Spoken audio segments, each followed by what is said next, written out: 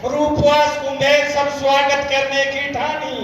और सूरजमल की उस नगरी से आए भटपुर के लाल, थिरके पांव गूंजती बोली, हुआ मंडावा निहार। एक बार जोरदार तालियां मंडावा के लिए। आज के इस कार्यक्रम में भारत माता की, भारत माता की, रानी सती की, लोहारगल धाम की, शाकंभरी माता के, आप सभी की। आज के इस मंडावा विधानसभा क्षेत्र के स्वागत कार्यक्रम में मंच पर विराजमान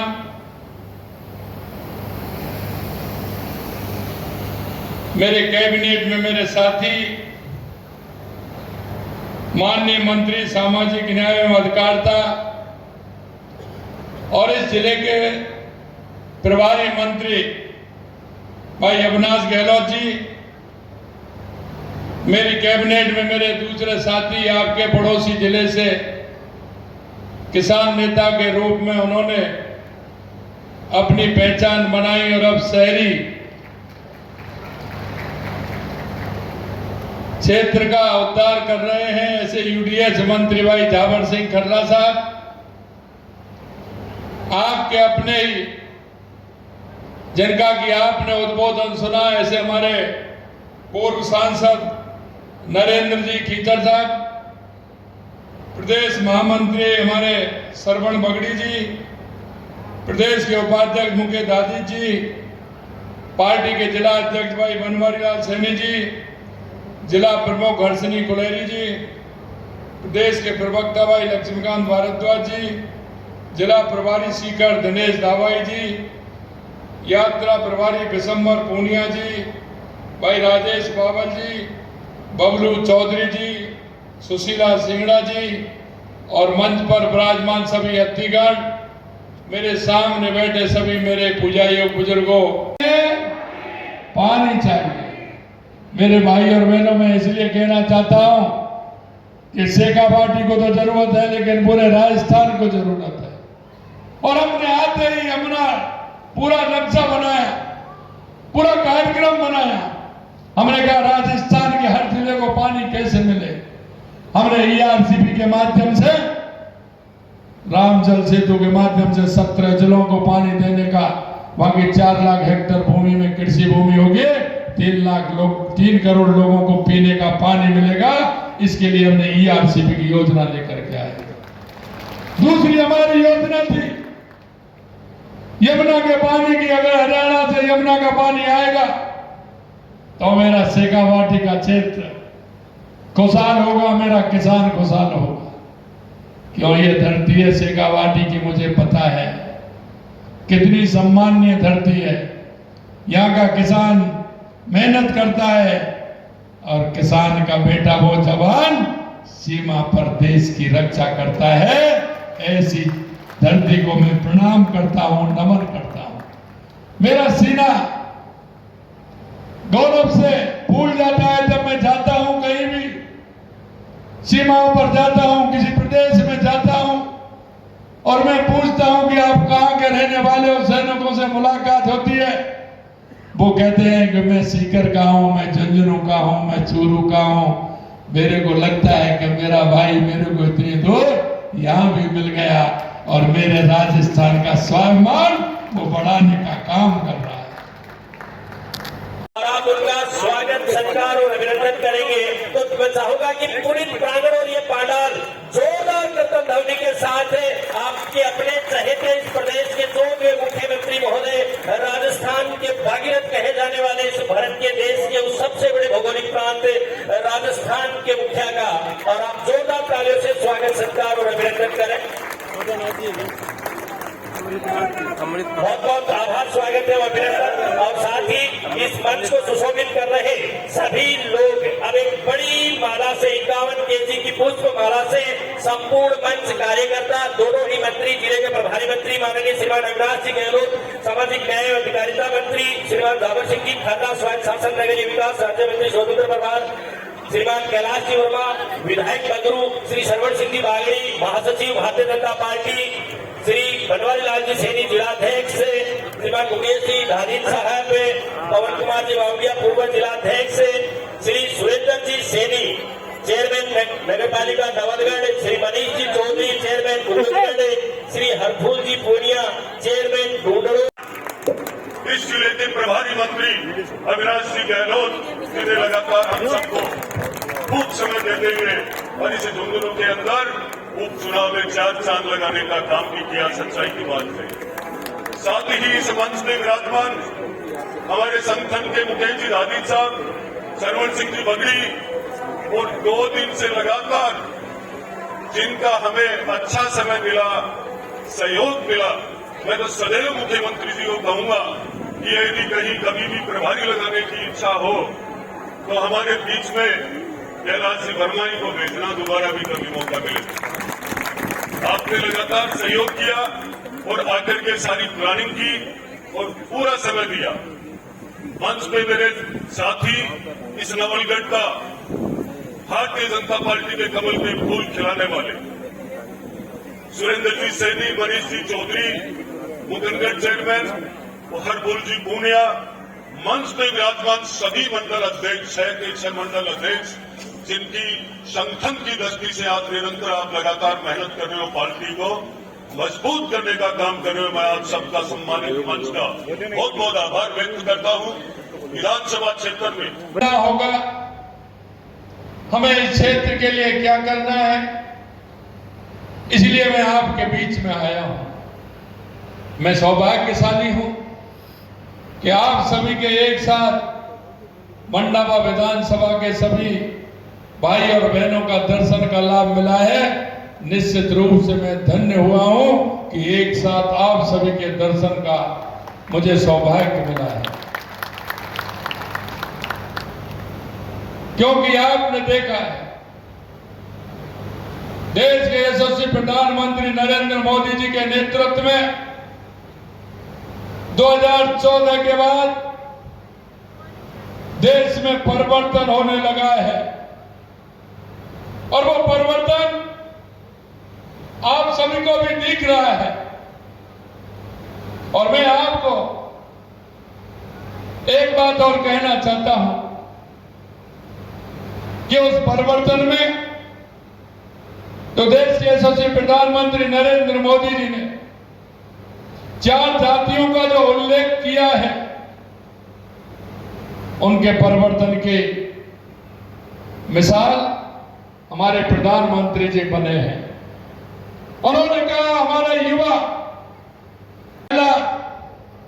शौच के लिए रात्रि का इंतजार करती है, सुबह जल्दी जाती है। क्या 70 साल में किसी को ये पीड़ा ध्यान में नहीं आई? लेकिन टॉयलेट बनवा करके देश के यशस्वी प्रधानमंत्री नरेंद्र मोदी जी ने हमारी माता बहनों को सम्मान देने का काम किया है। यही नहीं, आप देखेंगे तो सोचेंगे, और आज की युवा पीढ़ी को तो अंदाज नहीं होगा, हमारी जो युवा बहनें हैं उनको भी नहीं होगा, लेकिन मेरे सामने कुछ मेरे बुजुर्ग बैठे हैं, उनको पता है जब बारिश आती थी तो हमारी माता बहनें सबसे पहले इंतजाम ईंधन का करती थी कि खाना किससे बनेगा, उस ईंधन को किस तरह से रखती थी, लेकिन फिर भी वो सील जाता था, फूंक देनी पड़ती थी, लगातार फूंक देते थे, जब जाकर के खाना बनता था। मेरी माता बहनों को गैस का सिलेंडर देकर के देश के यशस्वी प्रधानमंत्री नरेंद्र मोदी जी ने सम्मान देने का काम किया। आरंभ हुई, लेकिन कांग्रेस के लोगों ने इसमें कितना बड़ा भ्रष्टाचार किया, और भ्रष्टाचार करते हुए नल से घर पानी पहुंचाने का काम उन्होंने नहीं किया।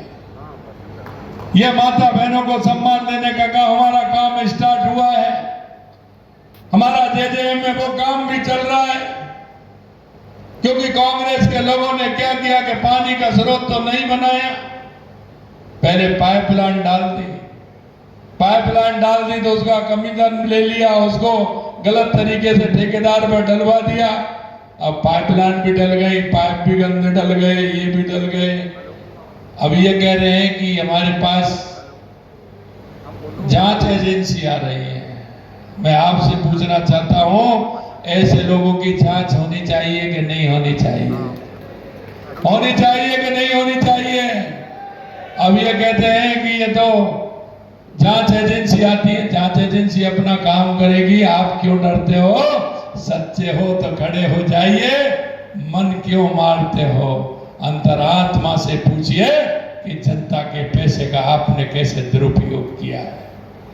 मेरे भाई और बहनों, मैं आपसे कहना चाहता हूं, क्योंकि मैं सुनता आया था शेखावाटी के लिए यमुना का पानी आना चाहिए, चाहे वो प्रदेश की सरकार कांग्रेस की हो या केंद्र में कांग्रेस की सरकार या हरियाणा में कांग्रेस की सरकार कितनी बार रही है। मैंने सुना है आपके झुंझुनू में तो कांग्रेस के बड़े नेता जैसे चुनाव आते थे तो सफेदी डलवा देते थे कि यहां करके आएगी यमुना का पानी, यहां करके आएगा। शिलालेख भी लिखवा देते थे। चुनाव आते जब उनको यमुना का पानी नजर आता था, वैसे उनको कुछ नहीं दिखता था। ऐसे कई नेता हैं, प्रदेश में भी रहे, वो मंत्री रहे, केंद्र में भी मंत्री रहे, लेकिन कभी उन्होंने शेखावाटी के लिए काम किया क्या? मैं आपसे मेरे भाइयों में कहना चाहता हूं, हमारी सरकार आते ही हमने देखा कि राजस्थान में क्या आवश्यकता है। कितना पानी लाओगे, कैसे लाओगे? मैंने कहा चिंता मत करिए, पूरा पानी लेकर के आएंगे। आप नहीं लाए, लेकिन नहीं लाए वो तो कोई बात नहीं, लेकिन मैं एक बात आपसे कहना चाहता हूं, और वो मैं इसलिए कहना चाहता हूं, अगर वो आपके बीच में आए तो आपको उनसे जवाब जरूर पूछना है, आपसे उनको सवाल करना है। वो इसलिए करना है मेरे भाइयों, जब वोट आता है तो भाई की बात करते हैं, जाति की बात करते हैं, समाज की बात करते हैं, अपने की बात करते हैं। अरे मैं कहता हूं, भाई तो वो होता है जो समय पर काम आता है, भाई वो नहीं होता जो समय पर अपनी चाहत। माननीय मुख्यमंत्री महोदय से बात करना है। वहाँ चले जाओ, सामने का फ्रेम आ जाएगा आपको। हाँ, बोलिए भारत माता की। अरे भाई, ये मुकुंदगढ़ की आवाज है क्या? नवलगढ़ की आवाज है क्या? थोड़ा लगना चाहिए। किसान है इसलिए जितनी गर्मी पड़ती है किसान को उतनी ताकत मिलती है। इसलिए बोलेंगे भारत माता की, भारत माता की। अरे इतनी आवाज तो मेरी बहनों की है, इतनी बड़ी संख्या में बहनें हैं। बहनें बोलेंगी आपकी बार, ये नहीं बोलेंगे तो बहनों की आवाज आएगी। भारत माता की, ये ना आवाज। कहाँ पर? रामदेव बाबा की, रानी सती की, द्वारका धाम की, शाकंभरी माता की, सालासर धाम की, खाटू श्याम की, आप सभी की। आज के इस नवलगढ़ विधानसभा के मुकुंदगढ़ के इस कार्यक्रम में आजा, आराम से आना। मंच पर विराजमान को बोलना आराम से लाए। कैबिनेट में मेरे साथी हेलो, और आपके पड़ोसी जिले के नेता, किसान नेता सम्मानीय झावर सिंह जी खर्रा, यूडीएच मंत्री, कैबिनेट में मेरे दूसरे साथी और आपके प्रभारी भाई अविनाश गहलोत जी, आपके लोक लाडले विधायक जिनका कि अभी आप उद्बोधन सुन रहे थे, और वो कह रहे थे, आपने गौर से सुना कि आपने इतना दिया, लेकिन मैं आज कुछ मांग नहीं करूंगा। सुना कि नहीं सुना आपने? लेकिन बहुत होशियार आदमी है तुम्हारा विधायक। जब भी आता है कहता है कि मैं तो मिलने के लिए आ रहा हूं, और 4-5 पेपर साथ लेकर के आता है। हाथ में आराम से देता है कि साहब ये भी है, ये भी है, ये भी है। ऐसे हमारे जनता के प्रति समर्पित और विधानसभा के दायित्व को निभाने वाले भाई विक्रम सिंह जी जाखल साहब, हमारे युवा विधायक, और जब आपने देखा होगा बोले होंगे तो एकदम एक एक शब्द बहुत सुन के बोलते हैं, ऐसे मेरे छोटे भाई कैलाश वर्मा जी, पार्टी के महामंत्री भाई प्रदेश के श्रवण बगड़ी जी, प्रदेश के हमारे उपाध्यक्ष और आपके लाडले भाई मुकेश आदित्य जी, पार्टी के जिला। जब मैं कहीं भी जाता हूं और जब मेरी मुलाकात होती है सैनिकों से, मैं मिलता हूं, जब मैं उनसे पूछता हूं तो उनमें हर दूसरा व्यक्ति जब मैं पूछता हूं तो मुझे खुशी होती है कि वो शेखावाटी का में इस धरती का लाल निकलता है और वो कहता है कि मैं झुंझुनू का हूं, मैं सीकर का हूं, मैं चूर। क्योंकि धरती किसानों की और जवानों की धरती है। यहाँ की सांस्कृतिक पहचान अलग ही है। क्योंकि मैं आ रहा था अभी फतेहपुर से, तो मैं देख रहा, थोड़ा सा चलता हूँ गौशाला मिल जाती है, थोड़ा सा चलता हूँ हमारा सलीम चौहान जी सामाजिक कार्यकर्ता, गौतम खंडेलवाल जी, कपिल शर्मा जी, धर्मेंद्र कुमार जी, किशन गुर्जर जी, बाबूलाल सैनी जी, नरेंद्र पूनिया जी, ये हमारे सभी मंडल के अध्यक्ष हैं। और मेरे सामने बैठे मेरे पूजारी बुजुर्गों, नौजवान दोस्तों और माता और बहनों, सबसे पहले तो मैं आप सभी का वंदन करता हूं, अभिनंदन करता हूं, आप सभी को मैं प्रणाम करता हूं। मैं आज ऐसे जिले में आया हूं, लगातार कल से मेरा दौरा है, चाहे वो सीकर हो, झुंझुनू हो। मैं प्रणाम करता हूं इस धरती को, यहाँ के किसानों को और यहाँ के जवानों को।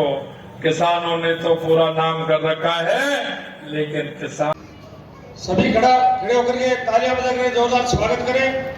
बीजेपी जिंदाबाद, बीजेपी जिंदाबाद।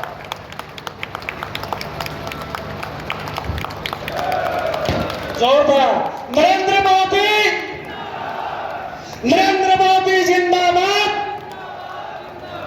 भजनलाल जी शर्मा जिंदाबाद, बोले भारत माता की, भारत माता की।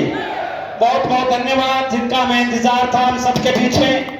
परम श्रद्धेय हमारे यशस्वी मुख्यमंत्री माननीय श्री भजनलाल जी शर्मा साहब, श्री लालजी हमारी बात को स्वीकार करते हुए सभी विधानसभाओं को समय दिया। जब किसान का बेटा मुख्यमंत्री बनता है, जिसने जीवन के सारे सफर देखे हो ऐसा व्यक्ति मुख्यमंत्री बनता है, तो वो नीचे वाले पायदान पे बैठे हुए हर व्यक्ति के बारे में सोचता है। मैं आपको बताना चाहूंगा, चाहे पेपर लीक हो। कर रहे थे कि नहीं कर रहे थे? खलिहान में काम कर रहे थे, गेहूं को उठा करके लाए, सरसों ला के लेकर के आए, चने को लेकर के आए। गर्मी में काम नहीं करते तो वो तो खेत में रह जाए। तो किसान है, किसान को तो खेत में करना ही है। इसलिए मैं कहना चाहता हूं, मैंने उन लोगों को कहा मैं आपके बीच में जाऊंगा, और जाऊंगा इस बात के लिए कि देश के यशस्वी प्रधानमंत्री नरेंद्र मोदी जी ने जो कहा वो करके दिखा रहे हैं। हमने कहा था कि जब हमने राजस्थान का नक्शा बनाया, हमने देखा कि राजस्थान को सबसे पहले आवश्यकता किस बात की है। तो मैं आपसे पूछना चाहता हूं, राजस्थान में सबसे ज्यादा जो आवश्यकता है, हमारा किसान भी उन्नत हो सकता है और हमारा प्रदेश भी आगे बढ़ सकता है। तो ऐसा क्या चाहिए राजस्थान को? क्या चाहिए? क्या चाहिए?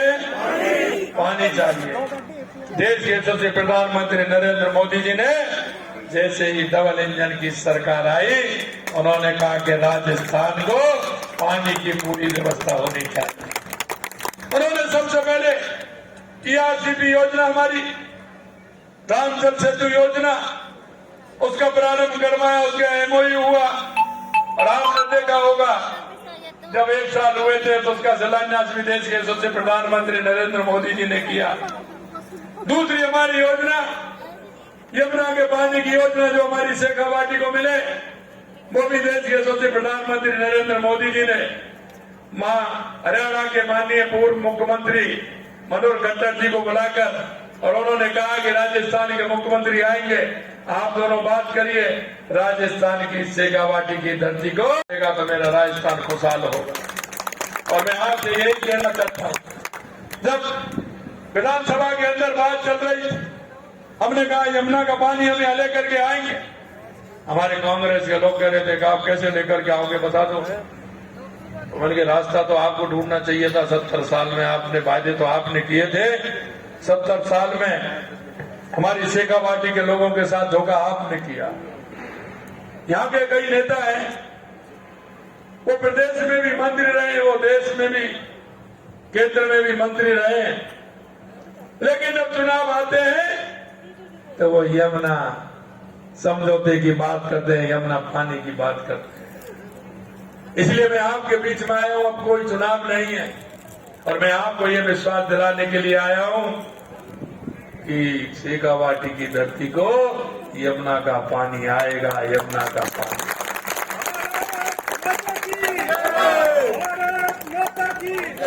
भारतीय जनता पार्टी 2 मीटिंग हो गई है, जनता पार्टी 1 मीटिंग आपके आज पिलानी में होने वाली है। मैंने सभी अधिकारियों को बुलाया है, उसमें वो भी आ रहे हैं, हरियाणा के भी अधिकारी आएंगे।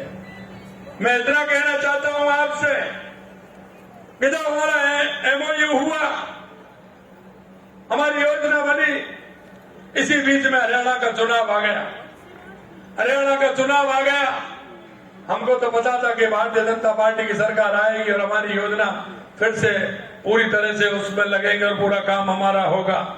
लेकिन मेरे भाइयों, मैं एक बात आपसे कहना चाहता हूं, और वही मैं ये कहना चाहता हूं, कांग्रेस, हरियाणा की कांग्रेस ने ये कहा, अपने घोषणा पत्र में लिखा कि जो भाजपा सरकार ने राजस्थान के साथ, शेखावाटी के साथ जो यमुना समझौता किया है, अगर हमारी सरकार आएगी तो हम उसे रद्द कर देंगे। ये कांग्रेस के घोषणा पत्र में है, कांग्रेस के घोषणा पत्र में। मैं आपसे कहना चाहता हूं, वो सहयोग करें नहीं करें, लेकिन उनका सहयोग भी आपने देखा है। और यहाँ के नेता कांग्रेस के, जब वो सीकर के हों, झुंझुनू के हों, चूरू के हों, उन्होंने जाकर के हरियाणा में भाषण दिया, सभाओं को संबोधित किया, और आएगी और ना हमारे समझौते को रद्द करेगी, ये हमने बोला। लेकिन मैं उनकी कहना चाहता हूं, अगर आपके बीच में वो आए, उनसे इस बात का जवाब जरूर आपको लेना है कि कांग्रेस, हरियाणा की कांग्रेस ने जिस तरह से घोषणा पत्र में लिखा, क्या आप हमसे तो यहाँ पूछ रहे हैं, कल ट्वीट कर रहे हैं, जरा मुख्यमंत्री बता दें कितना पानी देंगे। अरे भाई, पानी हम तो देंगे, लेकिन तुम कौन होते हो पूछने वाले? तुम किस आधार पर हमसे क्वेश्चन कर रहे हो? क्योंकि तुमने तो, जब कांग्रेस ने अपने घोषणा पत्र में लिखा, तो तुम्हारी तो इतनी हिम्मत भी नहीं हुई कि उस पानी का लाभ हमको भी मिलेगा। ये कोई एक व्यक्ति को थोड़ी मिलेगा, तो पूरी शेखावाटी को मिलेगा। लेकिन तुम्हारे मुंह से तो कुछ नहीं निकला। मैंने कहा, देश के यशस्वी प्रधानमंत्री नरेंद्र मोदी जी के नेतृत्व में हम सबका साथ, सबका विकास, सबके विश्वास के आधार पर काम करते हैं। पूरा पानी मिलेगा शेखावाटी को, और जल्दी ही डीपीआर बन करके कार्य प्रारंभ होगा। आप निश्चिंत रहिए, आप अपनी भावना और भाव को अपने पास रखिए। हमें आपकी सलाह की जरूरत नहीं है, हम आपकी सलाह नहीं मान रहे। भजनलाल जी शर्मा, मित्रों, मैं अंत में इतना कहना चाहता हूं कि जिस तरह से इन लोगों ने हर चीज में रोड़ा बनने का काम किया है, जब चुनाव आते हैं तो कहीं ना कहीं शिलालेख लगा देते हैं, यमुना के पानी की बात करते हैं, यहाँ के विकास की बात करते हैं। लेकिन मैं कहना चाहता हूं, आप मेरे बजट को देख लीजिए, मेरे बजट का भी है और ये तो मेरे नवलगढ़ का ही है, ये तो नवलगढ़ का ही है, 3 पन्ने हैं, बताऊंगा तो समय लगेगा। विक्रम ठाकुर जी कह रहे थे कि जितना आपने मांगा, अरे हम हैं इसलिए क्योंकि जो आपसे हमारे संकल्प पत्र में जो हमने वायदा किया है, हम एक एक वायदा को पूरा करेंगे, ये भी हम आपको विश्वास करें। लेकिन जब वो आपके बीच में आए कांग्रेस के लोग, तो जरा उनसे थोड़ा पूछिए जरूर, सवाल जवाब जरूर करिएगा और उनसे कहेगा कि आप बताइए, आपने यमुना जल में जब कांग्रेस वहां को हरियाणा की कांग्रेस ने कहा तो आपका मुंह क्यों बंद था? और ये भी नहीं, ये भी कहोगे कि आपने सबसे ज्यादा अगर इस देश के अंदर सरकार रही है तो कांग्रेस की रही है, और ऐसी रही कि हरियाणा में भी कांग्रेस, राजस्थान में भी कांग्रेस, केंद्र में भी कांग्रेस। भाई हमारे तो कह रहे आपने क्यों नहीं किया, बताइए जरा, कितने दिन आपने राज किया? लगातार कांग्रेस ही कांग्रेस थी। साकार करना चाहते हैं, पिछली सरकार ने किस तरह से युवाओं के सपनों को रौंदने का काम किया, रौंदने का ही काम नहीं किया, यही नहीं किया उन्होंने। मैं किसान की पीड़ा को अच्छी तरह जानता हूं, किसान की पीड़ा को अच्छी तरह जानता हूं कि अपने बेटे को वो किस तरह से पढ़ाई से पैसा लाता है, अपना पेट काट करके वो अपने की बच्चे की परवरिश करता है। लेकिन जब वो बच्चा पेपर देखने जाता था तो पेपर आउट हो जाता था और वो निराश होकर के पिताजी के पास आता था, उसका पैसा भी लगता था। लेकिन भाइयों बहनों, ये उन लोगों को नहीं पता है, जब बेटे को पढ़ाने के लिए कोई पिता किसी से पैसा लेने के लिए जाता है तो वो दिन में भी नहीं जाता, रात के अंधेरे में लेकर के आता है, रात के अंधेरे में लेकर, क्योंकि उस दुख को इनको पता नहीं, वो धन से इन्होंने झेला नहीं है। क्यों? उन्होंने तो हमेशा लूट और झूठ का काम किया है। लेकिन मैं आपको विश्वास दिलाता हूं, हमारे 16 महीने में 100 पेपर के लगभग हुए हैं। एक भी पेपर लीक हुआ है क्या? एक भी पेपर लीक हुआ है क्या? और उनके समय में जो पेपर लीक हुए थे, लगभग 300 के लगभग लोगों को आज जेल के अंदर जेल की हवा काट रहे हैं, जिनको गिरफ्तार करने का काम हमारी सरकार ने किया है। हमने आपसे वायदा किया, हमने कहा हम युवाओं को 1 साल में 1 लाख नौकरी देंगे, 5 साल में 4 लाख नौकरी देंगे, प्राइवेट में हम 6 लाख नौकरी देंगे। हम आज भी कह रहे हैं, हम किसान, युवा, महिला, मजदूर, अंतिम पंक्ति में खड़ा उस व्यक्ति के लिए हमारी सरकार है। हमने किसानों के लिए कहा तो किसान सम्मान निधि देने का काम किया, किसानों की ब्याज कम करने का काम किया, और यही नहीं, किसानों का गेहूं का बोनस बढ़ाने का काम किया। सबसे ज्यादा अगर कीमत है गेहूं की तो राजस्थान में जो एमएसपी पर जा रहा है। इतनी कीमत कहीं मिली है क्या किसी प्रदेश में? आप गूगल पे देख लेना, पढ़े लिखे लोग हैं। सबसे ज्यादा गेहूं की एमएसपी पर खरीदारी है तो वो राजस्थान के अंदर है। हमने युवाओं के सपनों को साकार करने के लिए कहा 1 लाख देंगे, 69,000 दे दिए। कांग्रेस के लोग कैसे दोगे? मैं डायरी पेन जेब में रखिए, डायरी पेन रखिए, लिखते जाइए, कोई मैं इसमें कोई वो तो नहीं कर रहे। 69,000 दे दी, जुलाई तक 1 लाख कर देंगे, 1,80,000 पाइपलाइन में, बिल्कुल कैलेंडर निकाल दिया, किस दिन विज्ञप्ति निकलेगी, किस दिन परीक्षा होगी, किस दिन परिणाम आएगा, किस दिन नियुक्ति मिलेगी। हम तो एक पूरा काम उसको लेकर के चल रहे हैं। और मैंने तो कहा 5 साल में 4 लाख नौकरी देंगे, लेकिन इससे ज्यादा देंगे। युवाओं को चिंता करने की जरूरत है। मैं युवा भाई और बहनों से कहना चाहता हूं, आपको कौन सा पेपर देना है, पढ़िए, मन लगाकर पढ़िए, आइए और अपने पिता का सहयोगी बनिए, जिससे आपका परिवार, आपका घर खुशहाल रहे। इसके लिए हम काम करते हैं। मेरे भाई और बहनों, मैं इतना ही आपसे निवेदन करूंगा कि आप सभी एक नागरिक होने के नाते, एक जिम्मेदार नागरिक होने के नाते हम सबका दायित्व बनता है। और दायित्व यह बनता है कि हमारे पड़ोस में ऐसा कौन सा व्यक्ति है जिसको सरकार की योजनाओं की आवश्यकता है, जिसको आवश्यकता है सरकार की योजनाओं की, सरकार के काम, तो उन योजनाओं का लाभ हम कैसे दिला सकते हैं? क्यों कभी कभी क्या होता है, दिए तले अंधेरा होता है। हम और तो बात करते हैं, लेकिन मेरा पड़ोस में मेरा भाई, कहीं कोई शर्म की वजह से नहीं कहते हैं, कहीं किसी की वजह से नहीं कहते हैं। ऐसे लोगों को छानना है, निकालना है। दिव्यांग भाई कोई रह तो नहीं रहा है जिसको लाभ नहीं मिला। मेरी बूढ़ी माँ कोई ऐसी तो नहीं है जिसकी दवाइयों की आवश्यकता हो, बीमार हो। उस मेरा बेरोजगार युवा ऐसा तो नहीं है जिसके नौकरी की आवश्यकता है, उसको कौन सी नौकरी मिल सकती है, कौन सा काम कर सकता है। मेरी माता बहनें हैं, घर में रहती हैं, 3 घंटे का काम है लेकिन एक्स्ट्रा करना चाहती हैं, एक्स्ट्रा काम करना चाहती हैं। राजीव का के माध्यम से, सेल्फ हेल्प ग्रुप के माध्यम से हमारी बहनें कैसे आगे बढ़े, कैसे काम करें, इसकी चिंता भी करनी है।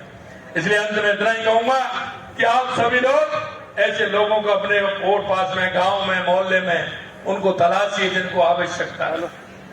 हमारी सरकार अंतिम पायदान पर खड़ा व्यक्ति की किस तरह से उसको अपने पैरों पर खड़ा कर सकती है, चाहे हमारा एससी का हो, एसटी का हो, ओबीसी का हो, कोई भी व्यक्ति ऐसा हो जिसको योजनाओं का लाभ ठीक प्रकार से मिले, उनका लाभ आप पहुंचाने का आप सभी से निवेदन करता हूं। इतना ही मैं कहना चाहता हूं। एक साथ आप सभी लोगों के दर्शन हुए, आप सभी को बहुत बहुत धन्यवाद देता हूं। आपके काम तो बहुत हैं विक्रम जी, बहुत काम हुए हैं, लेकिन इतना ही मैं कहना चाहता हूं कि जो आपकी समस्या है, उन समस्याओं को लेकर के लगातार हमारी सरकार काम कर रही है और आपके विधायक भी बहुत ही जनता के प्रति समर्पित हैं, काम के प्रति समर्पित हैं। जब आते हैं इसी बात को कहते हैं। इतना ही कहते हुए मैं मेरी वाणी को विराम देता हूं। आप सभी को पुनः बहुत बहुत धन्यवाद।